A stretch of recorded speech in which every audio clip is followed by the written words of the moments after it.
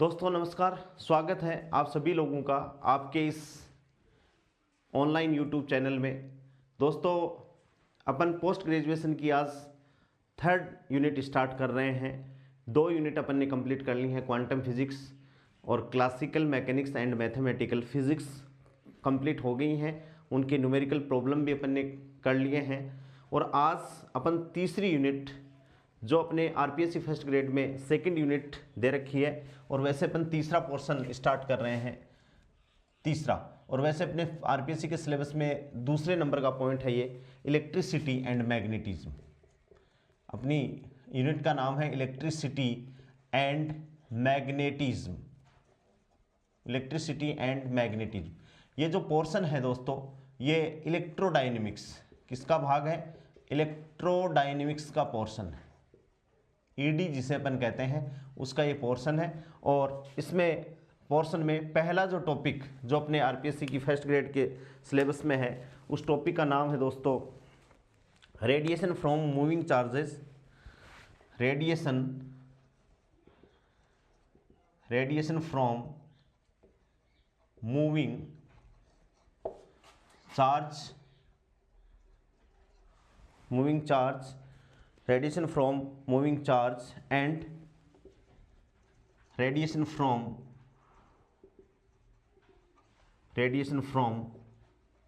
dipole।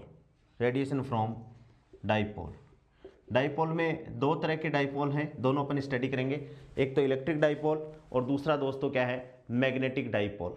एक तो electric dipole और दूसरा क्या है? Magnetic dipole. दोनों की अपन स्टडी करेंगे, electric dipole and magnetic dipole. यानी ये अपना टॉपिक है, यानी अपन थर्ड पोस्ट ग्रेजुएशन की थर्ड यूनिट स्टार्ट कर रहे हैं। ठीक है, सिलेबस के अकॉर्डिंग ये दूसरी यूनिट है इलेक्ट्रिसिटी एंड मैग्नेटिज्म। ये किसका पोर्शन है दोस्तों? इलेक्ट्रोडायनेमिक्स का ये पोर्शन है और इसमें पहला जो अपना टॉपिक है वो radiation from moving charge and radiation from dipole. Dipole दो प्रकार का, इलेक्ट्रिक डाइपोल और मैग्नेटिक डाइपोल है, जिसके अपन स्टडी करेंगे। तो सबसे पहले अपन इस चैप्टर को इस यूनिट को स्टार्ट करते हैं कि भाई रेडिएशन क्या होती है। दोस्तों अपन ने रेडिएशन के बारे में डिस्कस भी किया है, अपन जानते भी हैं कि सबसे पहले जैसे लाइट है तो लाइट की जब डिस्कवरी हुई तो अलग अलग लोगों ने लाइट के बारे में अलग अलग मत दिए। जैसे न्यूटन ने लाइट को कणिकाओं से मिलकर माना, हाइगन ने लाइट को तरंग के रूप में माना, प्लैंक ने लाइट को छोटे छोटे कणों के रूप में माना जिन्हें अपन ने फोटोन कहा है, और मैक्सवेल ने लाइट को इलेक्ट्रिक तथा मैग्नेटिक फील्ड से मिलकर माना, यानी इलेक्ट्रोमैग्नेटिक रेडिएशन भी उन्होंने कहा है। तो रेडिएशन की जब अपन बात करते हैं तो देखो रेडिएशन को अपन डिफाइन कर रहे हैं। किसको डिफाइन कर रहे हैं दोस्तों? रेडिएशन, कि भाई रेडिएशन क्या चीज़ होती है। ठीक है दोस्तों, तो देखिए रेडिएशन के बारे में अपन डिस्कस कर रहे हैं। तो दोस्तों देखिए रेडिएशन को अपन डिफाइन कर रहे हैं कि रेडिएशन क्या है। तो इंपॉर्टेंट बातें हैं कि रेडिएशन या इलेक्ट्रोमैग्नेटिक रेडिएशन या फोटोन आप बोल सकते हो। Radiation is propagation of energy in the form of EM waves, electromagnetic waves, in the form of किस में? Electromagnetic waves. सेकंड जो इसका पॉइंट है, रेडिएशन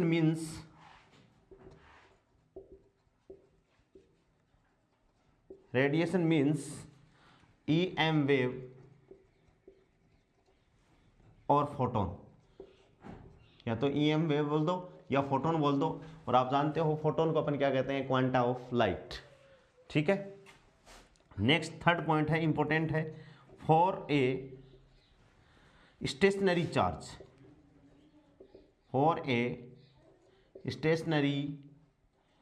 यदि चार्ज रेस्ट में है तो इसको अपन स्टेशनरी चार्ज कहेंगे। उसके लिए स्टेशनरी चार्ज के लिए energy oblique intensity oblique power oblique Poynting vector is same thing. ठीक है दोस्तों, ये 3 बातें इंपॉर्टेंट बातें हैं रेडिएशन के बारे में कि रेडिएशन फोटोन है, propagation of energy in the form of electromagnetic waves है। रेडिएशन मीन्स या तो इलेक्ट्रोमैग्नेटिक वेव बोल दो या फोटोन बोल दो। और यदि चार्ज रेस्ट में है, स्टेशनरी चार्ज के लिए, चाहे अपन एनर्जी कैलकुलेट करें, चाहे इंटेंसिटी कैलकुलेट करें, चाहे पावर कैलकुलेट करें, चाहे पॉइंटिंग वेक्टर, इस क्या है सेम थिंग है। पॉइंटिंग वेक्टर को भी दोस्तों अपन कहते हैं कि इलेक्ट्रोमैग्नेटिक रेडिएशन की जो एनर्जी है वो पॉइंटिंग वेक्टर के रूप में क्या करती है, मूव करती है। ठीक है, अब दोस्तों देखिए कि अपन बात कर रहे हैं इलेक्ट्रिक फील्ड E। ठीक है, electric field E, magnetic field B, Poynting vector S सदिश है, और दोस्तों पावर P। ठीक है, अपने पास में 4 फिजिकल क्वांटिटीज हैं कि जब चार्ज स्टेशनरी है, रेस्ट में है, तब ये किस हिसाब से चेंजेस होते हैं। एग्जाम में क्वेश्चन आता है, जब चार्ज है कांस्टेंट वेलोसिटी से मूव करता है तब ये किस हिसाब से चेंज होते हैं, तो अपन को ये ध्यान रखना है। तो सबसे पहले अपन बात करते हैं स्टेशनरी, किसके लिए अपन बात कर रहे हैं, स्टेशनरी चार्ज के लिए अपन बात कर रहे हैं। किसके लिए दोस्तों, स्टेशनरी चार्ज के लिए अपन बात कर रहे हैं। तो इलेक्ट्रिक फील्ड है वो दूरी के वर्ग के व्युत्क्रमानुपाती होता है, किसके लिए, स्टेशनरी चार्ज के लिए। और जब दोस्तों चार्ज स्टेशनरी है, चार्ज रेस्ट में है, तो उस चार्ज के द्वारा किसी प्रकार का कोई मैग्नेटिक फील्ड जनरेट नहीं होता, ना ही किसी प्रकार की कोई इलेक्ट्रोमैग्नेटिक रेडिएशन यानी पॉइंटिंग वेक्टर नहीं होती, और ना ही उसके लिए क्या नहीं होता, पावर जनरेट नहीं करता है। ठीक है, दूसरी बात क्या है, जब चार्ज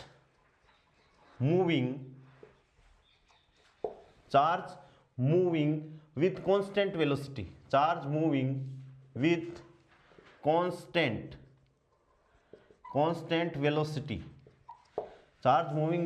कांस्टेंट वेलोसिटी, कि यहाँ कोई चार्ज है वो मूव कर रहा है कांस्टेंट वेलोसिटी से, तो उसके लिए इलेक्ट्रिक फील्ड है वो क्या होगी, दूरी के वर्ग के व्युत्क्रमानुपाती। मैग्नेटिक फील्ड भी क्या होगी दोस्तों, दूरी के वर्ग के व्युत्क्रमानुपाती। पॉइंटिंग वेक्टर क्या होगी, दूरी की घात 4 के व्युत्क्रमानुपाती, यानी 1/r⁴ के क्या है, डायरेक्टली प्रोपोर्शनल है, या r⁴ के इनवर्सली प्रोपोर्शनल है। और दोस्तों पावर है वो 1/r² के क्या है, प्रोपोर्शनल है। यानी इसमें अपन ये कह सकते हैं कि ये r² के व्युत्क्रमानुपाती, b भी, r⁴ के व्युत्क्रमानुपाती s, और r² के व्युत्क्रमानुपाती क्या हो गया, पावर होगी। कब, जब चार्ज, किस पार्टिकल के लिए अपन डिस्कस कर रहे हैं कि जब charge moving with constant velocity, charge जब स्टेशनरी है तो केवल और केवल इलेक्ट्रिक फील्ड है वो दूरी के वर्ग के व्युत्क्रमानुपाती होती है, बाकी सारी चीज़ें जीरो होती हैं। एग्जाम में क्वेश्चन आता है, नेट की, गेट की एग्जाम में भी आता है। और जब charge moving with constant velocity है, क्यू वेग से मूव करता है, तब E है वो 1/r², B है वो भी 1/r², ये है 1/r⁴, और दोस्तों 1/r²। और यहाँ खास बात क्या है कि जब चार्ज मूव है तो E and B, electric field and magnetic field क्या है, आर इंडिपेंडेंट, कि ये एक दूसरे पे इंडिपेंडेंट है, एक दूसरे पे डिपेंड नहीं कर रहे हैं। ठीक है, यहां से अपन एक चीज जानते हैं, वी नो दैट, क्या जानते हो भाई, intensity. We know that intensity को अपन किससे डिनोट करते हैं, आई से डिनोट करते हैं। और इंटेंसिटी क्या होती है, एवरेज ऑफ पॉइंटिंग वेक्टर। क्या होती है, एवरेज ऑफ पॉइंटिंग वेक्टर। इसे अपन क्या लिख सकते हैं, एनर्जी पर यूनिट एरिया पर यूनिट टाइम, एनर्जी पर यूनिट एरिया पर यूनिट टाइम।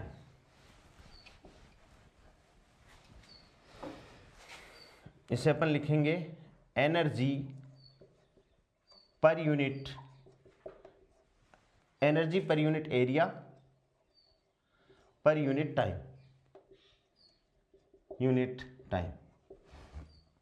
ठीक है, फॉर चार्ज पार्टिकल, ध्यान देना इंपॉर्टेंट बात है, for charge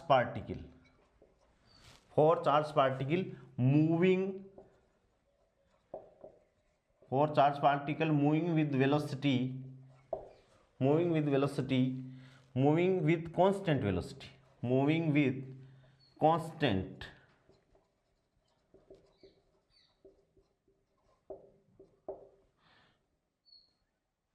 with constant velocity v, power is decrease, देखो पावर क्या है, डिक्रीज हो रही है, power is decrease, power is decrease as 1/r²। इसका मतलब हुआ कि कुछ समय बाद में पावर है वो जीरो भी हो सकती है, क्योंकि आर के स्क्वायर के क्या है, जैसे जैसे r tends to infinity, r tends to infinity, then power will भी क्या हो सकती है, जीरो हो जाएगी। तो अपन ये कह सकते हैं after some time, after some time P equals to zero, power क्या हो सकती है, जीरो, ब्रैकेट में चूंकि as r tends to infinity P tends to क्या हो जाएगा, जीरो हो सकती है। ठीक है, अब ये तो किसके लिए बात अपन कर रहे हैं कि भाई स्टेशनरी चार्ज है तब ये स्थिति है, चार्ज मूविंग कांस्टेंट वेलोसिटी है तब ये स्थिति है 1/r², 1/r², 1/r⁴, 1/r²। यहाँ E एंड बी आर क्या है दोस्तों, इंडिपेंडेंट टू ईच अदर है। अब अपन जानते हैं एक चीज को अपन ने डिफाइन किया है, वो क्या है, इंटेंसिटी है, कि इंटेंसिटी है वो पॉइंटिंग वेक्टर के एवरेज से अपन डिफाइन करते हैं, और पॉइंटिंग वेक्टर क्या है, जो रेडिएशन की एनर्जी को एक स्थान से दूसरे स्थान पर ले जाए, एनर्जी पर यूनिट एरिया पर unit time. For charge particle moving, ये इसकी बात कर रहे हैं कि for charge particle moving with constant velocity v, power is decreases by 1/r² as 1/r², और आफ्टर सम टाइम p क्या हो जाएगी दोस्तों, जीरो हो सकती है। ठीक है, तो इसको आप ध्यान रखोगे कि इसके लिए पावर का मान है वो दोस्तों क्या हो सकता है, जीरो हो सकता है। ठीक है, अब देखिए मैं इसको मिटा रहा हूं, इसके नीचे मैं लिख रहा हूं, यदि अपने पास में क्या हो, एक्सेलरेटेड मोशन, क्या हो, ACC, एक्सेलरेटेड मोशन हो, किसकी, चार्ज पार्टिकल की, एक्सेलरेटेड मोशन हो, तब क्या होगा, E and B of, E and B, accelerated motion हो, देन E एंड B, यानी electric field and magnetic field of an accelerated charge are व्युत्क्रमानुपाती किसके होंगे, 1/r के होंगे। ठीक है, तो अपन ये कह सकते हैं क्या कि E है वो किसके होगा, एक्सेलरेटेड चार्ज के लिए 1/r के व्युत्क्रमानुपाती, 1r के व्युत्क्रमानुपाती। B भी क्या होगा, 1/r के व्युत्क्रमानुपाती, सॉरी r के व्युत्क्रमानुपाती। S जो होगा r² के व्युत्क्रमानुपाती होगा, और P दोस्तों उसके लिए क्या हो जाएगा, P की वैल्यू उसके लिए क्या हो जाएगी, कांस्टेंट हो जाएगा। ठीक है, यहाँ आप ये लिखिए E है, ये B है, किसके लिए, एक्सेलरेटेड चार्ज के लिए है, E है, B है, S है, और दोस्तों ये क्या है, P है। ठीक है, और नेक्स्ट आप ध्यान रखोगे क्वांटाइज्ड और accelerated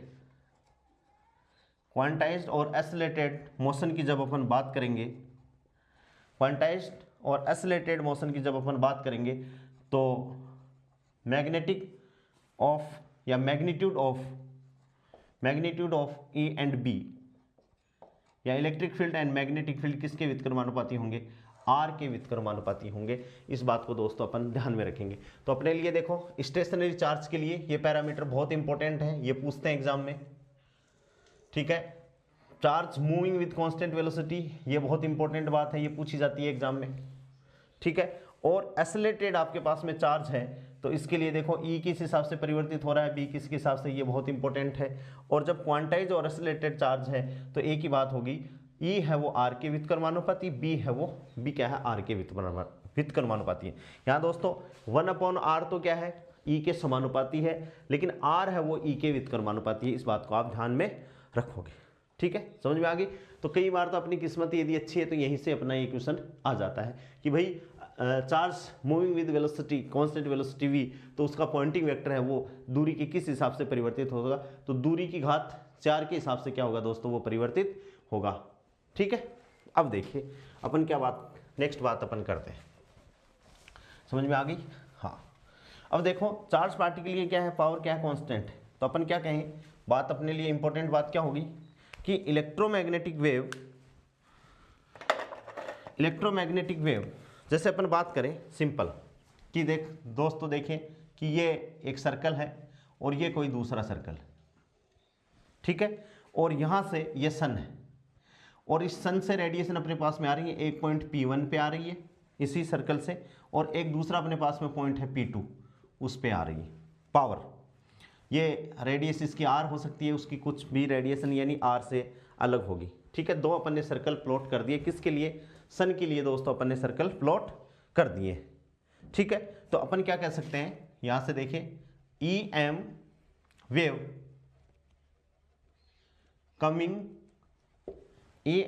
coming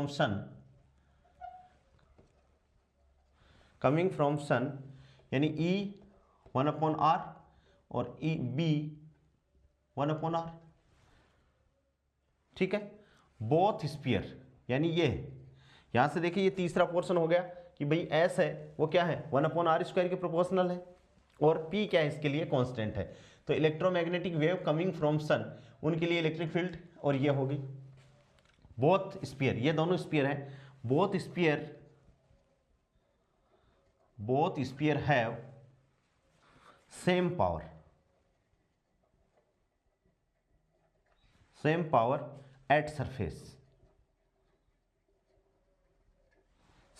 at surface, but energy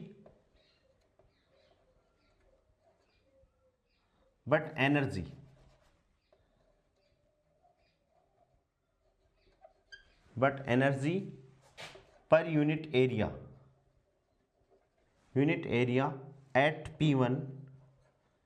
at P1 is more than, क्योंकि दूरी कम है, मोर देन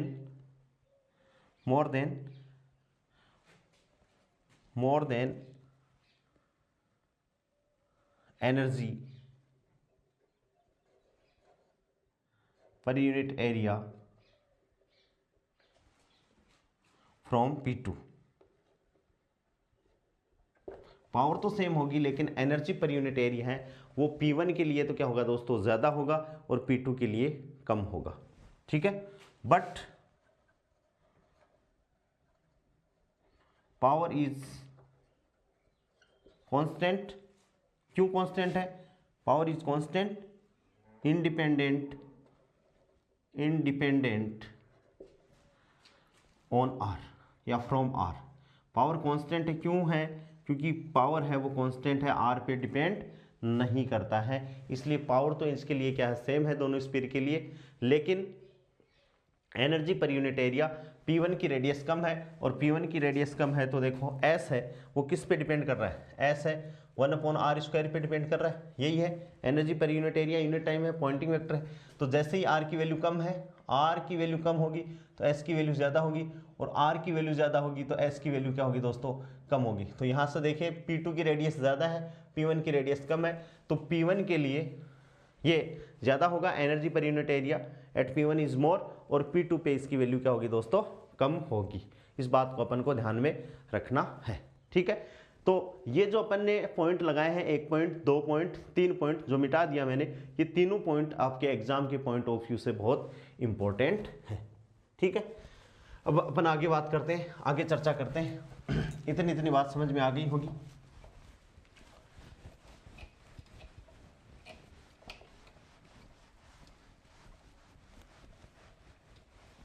क्या है?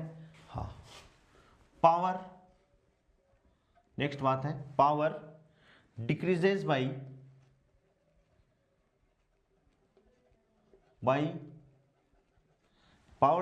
By same value of R, and area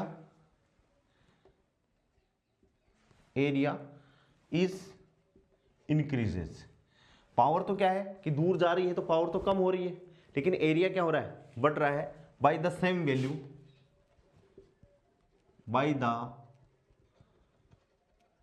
value of R। इसलिए पावर की वैल्यू क्या है दोस्तों, कांस्टेंट है। ठीक है ना, power decreases bye same value of R and area is increases by the same value of R। भाई जैसे ही अपन रेडियस ज्यादा हो जाएगी तो एरिया इंक्रीज हो जाएगा, पावर डिक्रीज हो रही है, तो वो दोनों कंपेंसेट कर देंगे, यानी पावर की वैल्यू क्या हो जाएगी उसके लिए, कांस्टेंट हो जाएगी। That is power is constant power is constant over, that is power is constant over a spherical surface, over a spherical surface. If power decay, यदि पावर डीके होती तो then if power decay then we can't receive energy from sun. यदि power decrease होती तो सन तो अपन से बहुत ज़्यादा दूर है, अपन सन से एनर्जी ही नहीं ले सकते थे। तो पावर है वो स्फेरिकल सरफेस के लिए क्या होगी दोस्तों, रेडिएशन के लिए क्या होगी, कांस्टेंट होगी। इस बात का आप ध्यान रखोगे, ठीक है। नेक्स्ट पॉइंट क्या है कि for a point charge,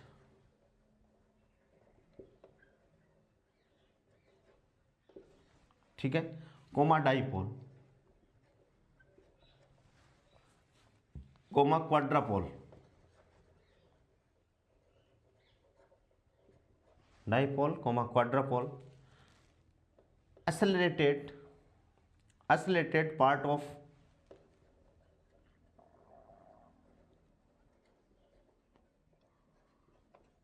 of electric and magnetic field defined as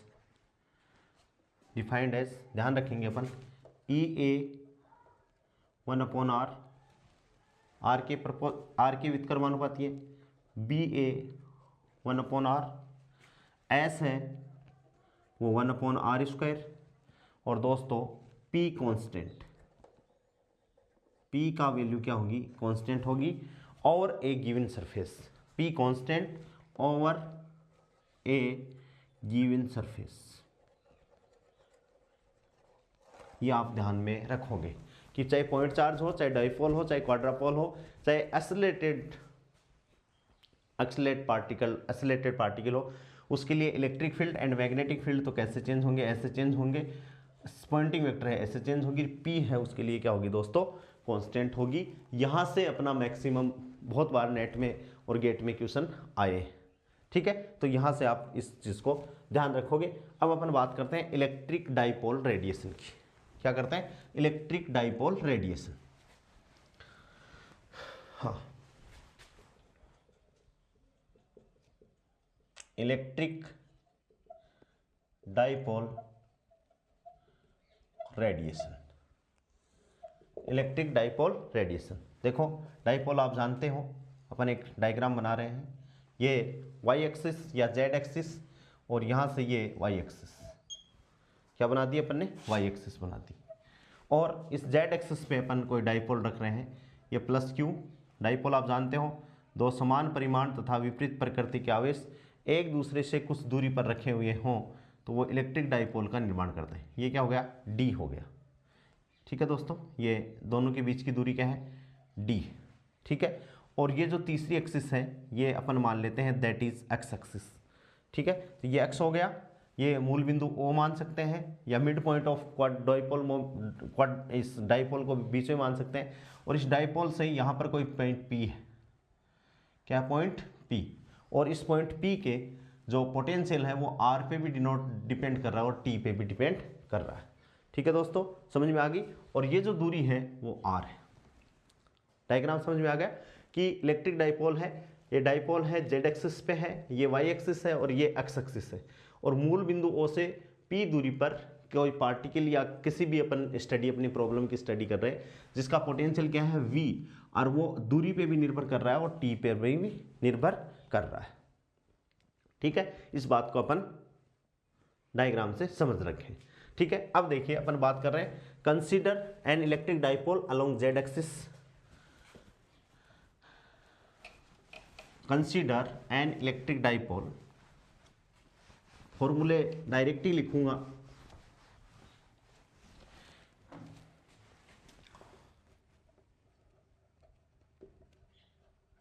consider an electric dipole along Z axis. कहां पर है भाई? Along Z axis. ठीक है, डाइपोल। नेक्स्ट बात क्या है? Dipole will be oscillating,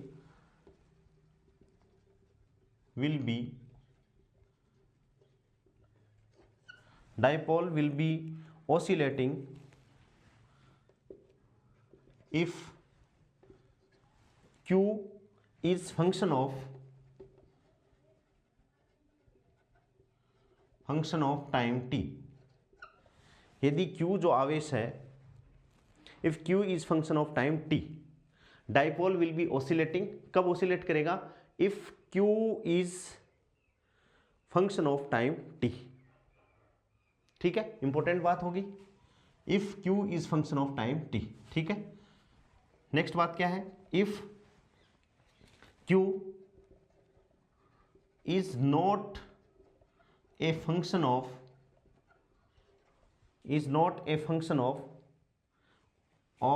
t, यदि t का फंक्शन नहीं होगा, देन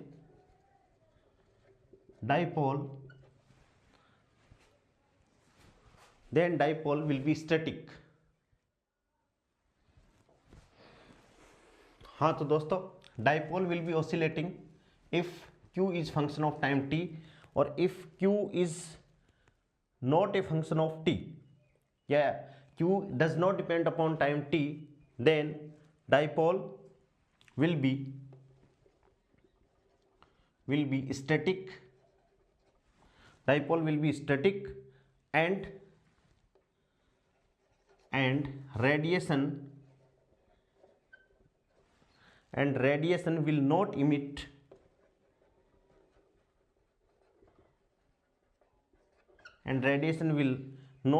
in that case, कि उस केस में रेडिएशन है वो इमिट नहीं करे, इन दैट केस। ठीक है, तो ये इंपॉर्टेंट बात होगी कि dipole will be oscillating if q is function of time. q यदि टाइम पे डिपेंड कर रहा है तो ही रेडिएशन इमिट होंगी, अदरवाइज रेडिएशन इमिट नहीं होंगी। और if q is not a function of time t, या q does not depend upon time t, then dipole will be static and radiation will not emit. ये क्या है? Radiation will not emit in that case. If, next बात क्या है? If dipole that is charge, if dipole that is charge is oscillating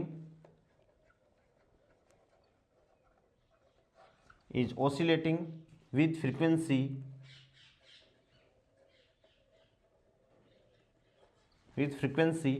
omega, then Q को अपन कैसे लिख सकते हैं?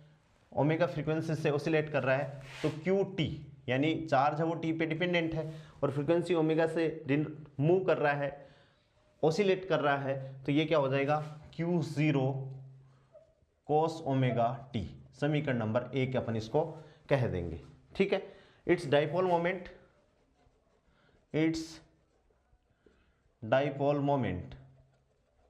P, डाइपोल मोमेंट जानते हैं, दोनों आवेशों के बीच की दूरी। तो बीच की दूरी कितनी? एक आवेश का परिमाण तथा दोनों आवेशों के बीच की दूरी। तो बीच की दूरी कितनी है? d है, और कौन सी एक्सिस पे रखा हुआ है? z एक्सिस पे रखा हुआ है। तो P इक्वल्स टू क्या होगा? Q एक, और बीच की दूरी कितनी है भाई? Q 0 cos ओमेगा t, और इनटू क्या है दोस्तों? d।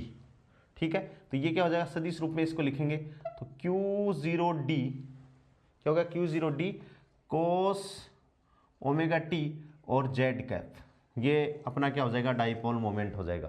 क्या हो जाएगा दोस्तों? Dipole moment. P equals to Q0d cos omega t, और क्या हो जाएगा? z कैप इसकी डायरेक्शन को शो कर रहा है, क्योंकि dipole moment is a vector quantity है। और यहाँ से P इक्वल्स टू P0 अपन मान लेते हैं, Q0d को P0 मान लेते हैं, और ये क्या हो जाएगा? cos ओमेगा t और z कैप। तो इसका मतलब ये हुआ कि चार्ज यदि टाइम पे डिपेंड कर रहा है तो उसका डाइपोल मोमेंट भी टाइम पे डिपेंड करेगा। चार्ज ऑसिलेटिंग यदि मोशन कर रहा है, ऑसिलेटरी मोशन कर रहा है, तो रेडिएशन का क्या करेगा, इमिट करेगा।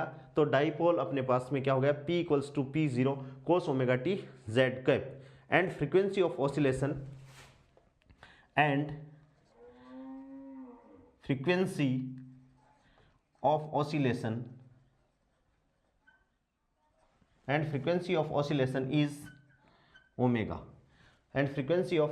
इज ओमेगा कि भाई ओमेगा क्या है, इसकी फ्रीक्वेंसी है। ठीक है, अब अपन देखिए समझ में आ रही है बात? नहीं भी समझ में आए तो भी आपको ये रेडिएशन रट लेनी है, कोई दिक्कत नहीं है, अपना क्वेश्चन सही होना चाहिए। Now find P, now find at point P जो स्फीयर पे है, what is the, now at point P what is the scalar and vector potential. अपन को ये फाइंड करना है कि P पॉइंट पे स्केलर एंड वेक्टर पोटेंशियल तो कितना है, इलेक्ट्रिक फील्ड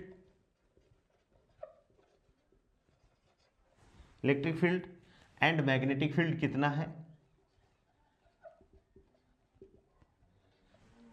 ठीक है, पॉइंटिंग वेक्टर S कितना होगा, ठीक है, S and power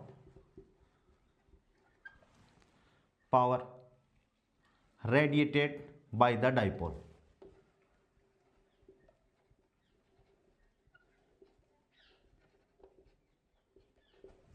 bye the radiate wave. ठीक है, अपन इसमें यूज करेंगे किसको, use the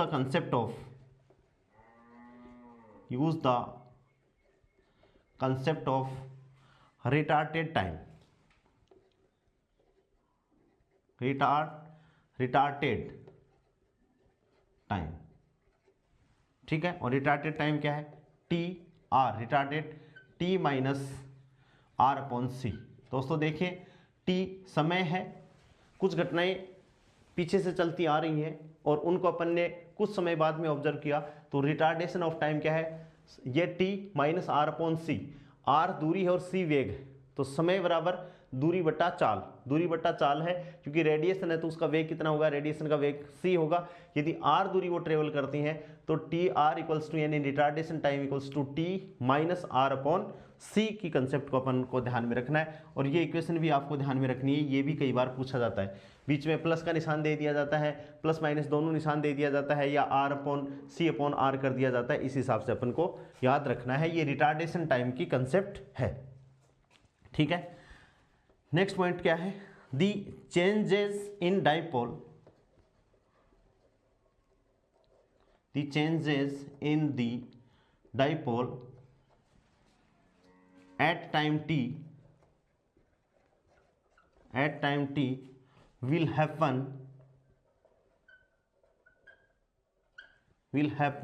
in retarded time tr,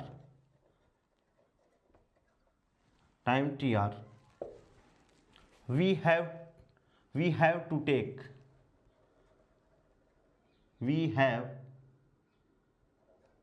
take कुछ अप्रोक्सीमेशन, टेक एन अप्रोक्सीमेशन, कुछ अप्रोक्सीमेशन अपन ले रहे हैं। ठीक है, क्या क्या अप्रोक्सीमेशन है उनको अपन ध्यान में रखेंगे, इंपॉर्टेंट भी है, पूछे भी जाते हैं। Approximation,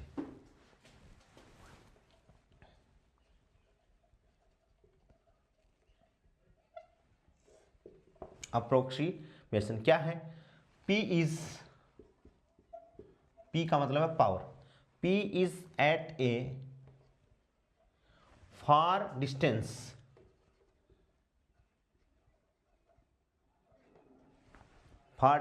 so power so power at P, P point है, P is at a far distance, so power at P will be due to accelerated potential,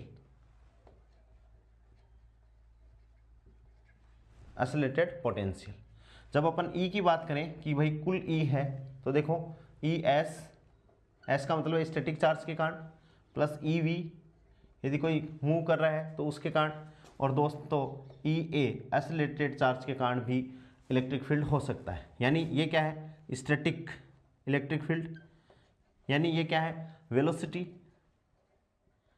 charge move कर रहा है तो वेलोसिटी के कारण, और दोस्तों ए का मतलब क्या है, एक्सेलरेशन। ठीक है, static and velocity part is very very less, इसमें static and velocity part in the electric field, static and velocity part is very less, बहुत कम है, then accelerated part at far distance, then accelerated part at far distance, यानी अधिकतम दूरियों के लिए अपन इन दोनों को नेग्लेक्ट मान लेंगे, और क्या होगा, केवल और केवल इलेक्ट्रिक फील्ड का जो कंट्रीब्यूशन होगा वो क्या होगा, एक्सेलरेटेड चार्ज के कारण होगा। तो यहाँ से पहली कंडीशन क्या है कि D is very very less than from R। ठीक है, सेकंड अप्रोक्सीमेशन क्या है, D is very very less then C upon omega, क्या दोस्तों, C अपॉन ओमेगा। और तीसरी क्या है, R is very very greater than C upon omega. ठीक है, ये रेडिएशन जोन और फार फील्ड जोन है। ये जो अप्रोक्सीमेशन आपने लिया है ये क्या है, रेडिएशन जोन और इसको अपन बोलेंगे फार फील्ड जोन। क्या बोलेंगे, फार फील्ड जोन अपन बोलेंगे। और कंबाइनली इसको अपन करें, तीनों को कंबाइनली अपन करें तो D is very very less than from C upon omega, और is very very less than from R, और D is very very less than from lambda, और very very less than from R, क्योंकि C upon omega बराबर क्या होता है, lambda होता है। इस बात को आप ध्यान में रखोगे। ठीक है, तो देखो अप्रोक्सीमेशन है कि P S eight a far distance, P बहुत ज़्यादा दूरी पे है, जैसे सन से रेडिएशन अपन को प्राप्त हो रही है तो सन बहुत ज़्यादा दूरी पे है। So power at P will be due to accelerated potential, केवल एक्सेलरेटेड पोटेंशियल के कारण ही है। क्यों है, क्योंकि अपन जानते हैं कि टोटल जो इलेक्ट्रिक फील्ड है वो स्टैटिक इलेक्ट्रिक फील्ड स्टैटिक के कारण हो सकता है, वेलोसिटी जो चार्ज मूव कर रहे हैं उसके कारण, और एक्सेलरेटेड चार्ज के कारण है। लेकिन static and velocity part is very very less, कि इन दोनों पार्टों का कंट्रीब्यूशन बहुत कम है। तो अपन जो कंट्रीब्यूशन वो मानेंगे वो किससे मानेंगे, केवल और केवल एक्सेलरेटेड चार्ज के कारण ही कंट्रीब्यूशन मानेंगे। तो यहाँ से D है, D का मान है वो very very less than from R। Electric dipole है, दो डाइपोल के बीच की दूरी है दोस्तों ये D।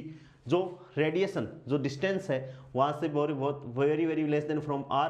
D है वो very very less than from C upon omega, यानी वेवलेंथ लेम्बडा से, और R है is very very greater than upon C omega, यानी जो रेडिएशन की जो वेवलेंथ है उससे कहीं ज़्यादा क्या होगा, R होगा। ठीक है, अपने पॉइंट P जो अपन ने लिया है, डायग्राम अपन ने बनाया था उसमें R वो है। दिन तीनों को कंबाइन करते हैं तो D is very very less then R। R का मतलब क्या है, C अपॉन ओमेगा। ठीक है, और very very less than from क्या हो जाएगा दोस्तों, R हो जाएगा। ठीक है, D is very very less than lambda और is very less than from R। ठीक है, ये बात, ये अप्रोक्सीमेशन भी एग्जाम में पूछा जाता है, इसको आप ध्यान में रखोगे। अब देखो स्केलर पोटेंशियल कितना हो गया, कि स्केलर पोटेंशियल अब R पे भी डिपेंड करेगा, T पे भी डिपेंड करेगा, और दोस्तों थीटा पे भी डिपेंड करेगा। तीन जो भौतिक राशियां हैं R, थीटा और T। ठीक है, तो यहां से स्केलर पोटेंशियल किसके लिए, भाई डाइपोल के लिए, कौन से डाइपोल के लिए? इलेक्ट्रिक डाइपोल रेडिएशन के लिए स्केलर पोटेंशियल, इसको अपन को याद रखना है। स्केलर पोटेंशियल किस किस पे डिपेंड करता है? ये क्वेश्चन भी आ सकता है आपके एग्जाम में। V है वो R पे डिपेंड करेगा, R थीटा पे डिपेंड करेगा और T पे डिपेंड करेगा, और उसकी वैल्यू कितनी होगी? फॉर्मूला आपको याद रखना है दोस्तों, minus P0 upon omega 4 pi epsilon 0 into c cos theta upon are, और ये होगा sine omega T minus omega r बटे सी। ये हो गया ये स्केलर पोटेंशियल है किसके लिए? इलेक्ट्रिक डाइपोल के लिए, जिसको आपको याद रखना है। यहां से आपसे क्या पूछ सकता है कि भाई सी के किस हिसाब से चेंज होता है? तो सी के व्युत्क्रमानुपाती है, ओमेगा के क्या है? समानुपाती है। इस बात को आप ध्यान में रखोगे, ठीक है। नेक्स्ट है वेक्टर पोटेंशियल। क्या है दोस्तों? Vector potential. तो वेक्टर पोटेंशियल क्या हो जाएगा? ए से अपन डिनोट करते हैं आर थीटा और टी। क्या है? आर थीटा और टी बराबर आ जाएगा माइनस म्यू 0 पी 0 ओमेगा बटे 4 पाई आर। देखो यहां भी आर के व्युत्क्रमानुपाती है, ठीक है। Sine omega T minus omega r बटे सी, ठीक है। और ये क्या हो जाएगा? जेड कैफ, क्योंकि वेक्टर है, ठीक है। और तीसरी जो इंपॉर्टेंट, सबसे इंपॉर्टेंट, वेरी इंपॉर्टेंट बात है जो आपको याद रखनी है कि वेक्टर पोटेंशियल देखो V, scalar potential V comma A vector potential, electric field E, magnetic field B, ये चारों जो भौतिक राशियां हैं वो किसके हैं? दूरी के एक घात के व्युत्क्रमानुपाती हैं फॉर एक्सेलरेटेड चार्ज। याद रखोगे, फॉर एक्सेलरेटेड चार्ज और रेडिएशन, बहुत बार पूछा गया। यहां से देखिए V है वो R के एक घात के व्युत्क्रमानुपाती है, A है वो भी क्या है? R की एक घात के व्युत्क्रमानुपाती है, और E और B को अपन ने देख ही लिया, ठीक है। अब दोस्तों अपन निकाल रहे हैं इलेक्ट्रिक फील्ड। इसके लिए इलेक्ट्रिक फील्ड, तो देखिए इलेक्ट्रिक फील्ड,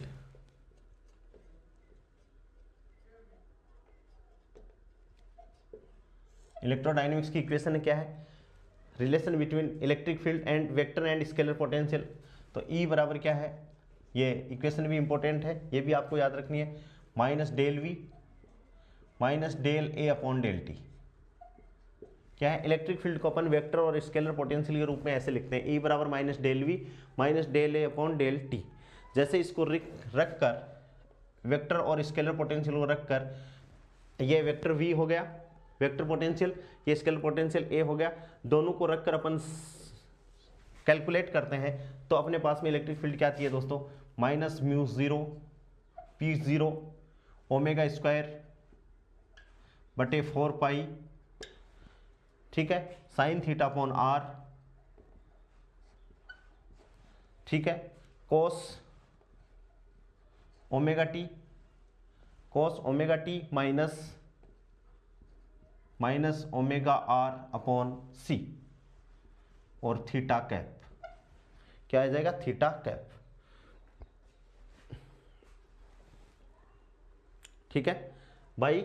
E बराबर minus mu 0 P 0 omega square upon 4 pi sine theta upon R cos omega T minus omega R upon C, और थीटा कैप। इसको आपको याद रखना है, ठीक है। ऐसे ही मैग्नेटिक फील्ड, ये इलेक्ट्रिक फील्ड हो गया। मैग्नेटिक फील्ड,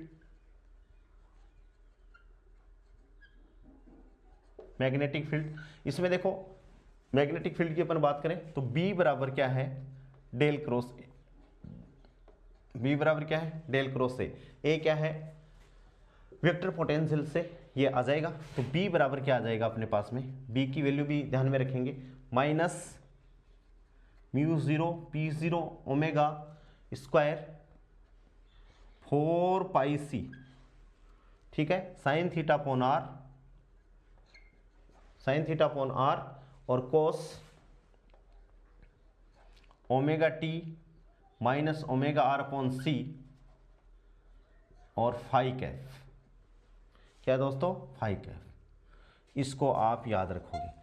इसमें याद फॉर्मूलों में जो मेन इंपॉर्टेंट बात है वो ये क्या है कि इलेक्ट्रिक फील्ड है वो फ्रीक्वेंसी के कितनी घात के समानुपाती है, दूरी के कितनी घात के समानुपाती है, और ये देखो ये ओमेगा स्क्वायर के समानुपाती, डाइपोल P0 के समानुपाती, और C की घात के क्या है, C की एक घात के क्या है दोस्तों, व्युत्क्रमानुपाती है, जिसको आप ध्यान में रखोगे।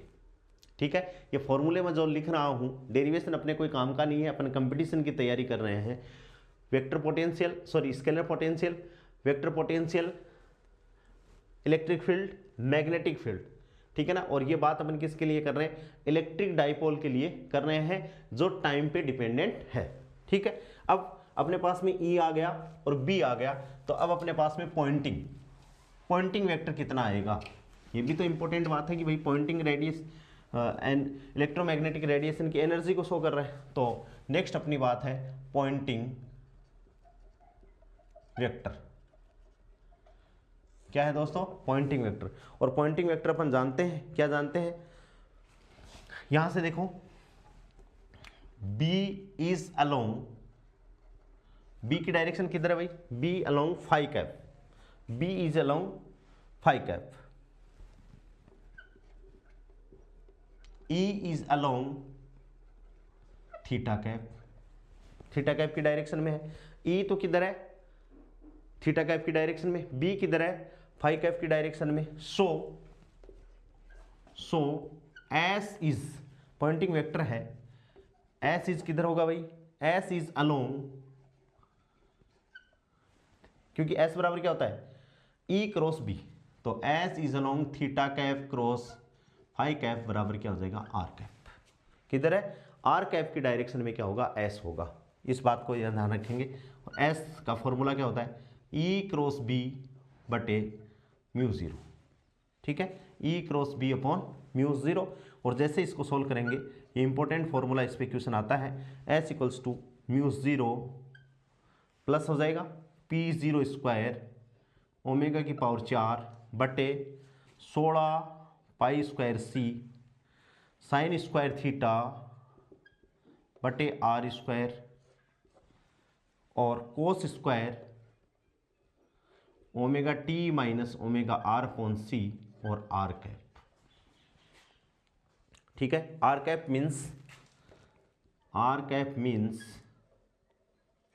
मीन्स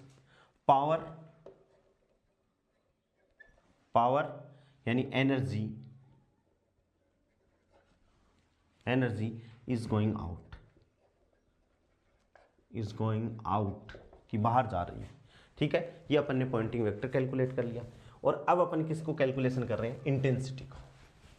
तो यहां से देखिए, जो पॉइंटिंग वेक्टर है इलेक्ट्रिक डाइपोल के लिए, वो फ्रीक्वेंसी की 4 घात के समानुपाती है, R स्क्वायर की क्या है? व्युत्क्रमानुपाती है, ध्यान रखिए। और अब इंटेंसिटी, ठीक है, इंटेंसिटी आप जानते हो I क्या भाई? S जो पॉइंटिंग वेक्टर है उसकी एवरेज वैल्यू। और पॉइंटिंग वेक्टर एवरेज में देखो यहाँ कोस स्क्वायर है वो टाइम पे डिपेंड कर रहा है, और इसकी एवरेज वैल्यू कितनी आती है? 1/2 आती है, सबको पता है भाई ये बात। तो I इक्वल्स टू कितना हो जाएगा? म्यू 0 P0 स्क्वायर ओमेगा की पावर 4 बटे इसकी वैल्यू 1/2 आ जाएगी, तो 16 दूनी 32 पाई स्क्वायर C, ठीक है, और साइन स्क्वायर थीटा और बटा क्या जाएगा? R square. ये क्या हो गया? पॉइंटिंग वेक्टर हो गया।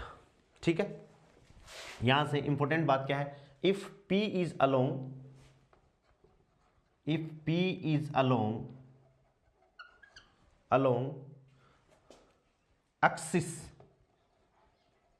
एक्सिस देन थीटा बराबर 0, दैट इज पावर बराबर 0, क्योंकि अपन एक डायग्राम बना लेता हूं मैं छोटा सा। देखिए यहां से क्या है भाई कि ये एक्सिस है, ये एक्सिस था, ठीक है, डाइपोल का एक्सिस था, और ये पी पॉइंट था, डायग्राम में अपन देख सकते हैं। और यहाँ से ये अपन ने ये थीटा माना था, और ये अपन बात करें, ये सर्कल हो गया इक्विटोरियल, ये जो सर्कल है वो क्या है, इक्विटोरियल प्लेन है, इक्विटोरियल प्लेन, ठीक है, ये पी पॉइंट है। यदि P, if P is along axis, यदि P की इधर आ जाए तो थीटा इक्वल्स टू क्या हो जाए दोस्तों, थीटा इक्वल्स टू क्या हो जाए 0, और थीटा इक्वल्स टू 0 हो जाए तो क्या हो जाएगा, पावर इक्वल्स टू क्या हो जाएगा, 0 हो जाएगा, ठीक है। और इसका मतलब क्या है, नो पावर इज रेडिएटेड, अपन कह सकते हैं नो पावर इज रेडिएटेड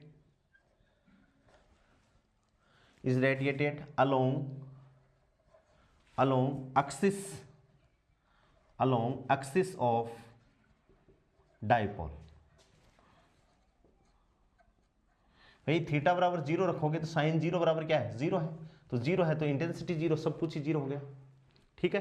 तो पावर क्या हो जाएगी, 0 हो जाएगी। तो डाइपोल के एक्सिस के corresponding there is no any power radiated axis of the dipole, ठीक है। इसका मतलब क्या हुआ, मैक्सिमम पावर रेडिएटेड along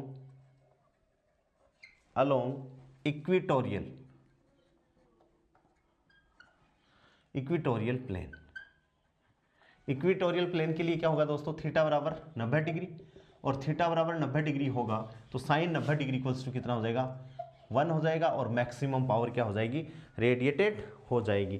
तो अपन कह सकते हैं कि डाइपोल के एक्सिस के अलोंग किसी प्रकार का क्या नहीं होगा, कोई पावर का रेडिएशन नहीं होगा, केवल पावर जो होगी वो किधर होगी दोस्तों, इक्विटोरियल प्लेन की तरफ पावर होगी, ठीक है। हाँ, पावर अपन करेंगे कैसे, निकालेंगे कैसे, तो देखिए पावर P मैं यहाँ निकाल लेता हूँ पावर, इस डायग्राम की जगह, ये समझ में आ गया होगा आपको। पावर रेडिएटेड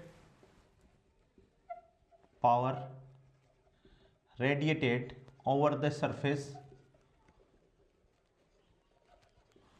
सरफेस, ठीक है, power radiated over the surface, अपने डायग्राम बना रखा है। तो P इक्वल्स टू क्या है भाई, S सरफेस के लिए, ये S इंटेंसिटी और इंटू DA, इंटू क्या हो जाएगा, DA।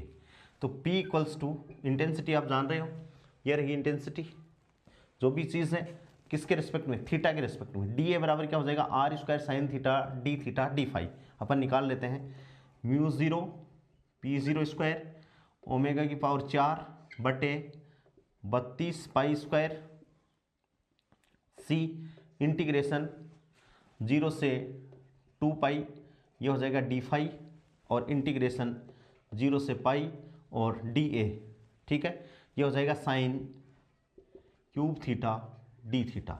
यहाँ से अपन को क्या लेना है, ध्यान से देखिएगा कि सरफेस अपन को लेनी है, तो ये अपनी एक्सिस है डाइपोल की, और ये अपना पॉइंट P है, तो एक सर्कल अपन ये बना देते हैं, एक सर्कल अपन इक्विटोरियल प्लेन ये बना दिया, और यहाँ से क्या है, ये P पॉइंट है, सर्कल पे अपन P पॉइंट अपन ले लेते हैं, ये कौन है अपना, थीटा है, ठीक है भाई, ठीक है।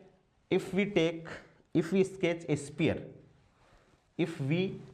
ए स्फीयर, यहाँ से DA अपन बात करें तो DA बराबर क्या है, क्षेत्रफल कितना है, R square sine theta D phi, क्या है क्षेत्रफल, R square sine theta D phi, इसके लिए क्षेत्रफल है।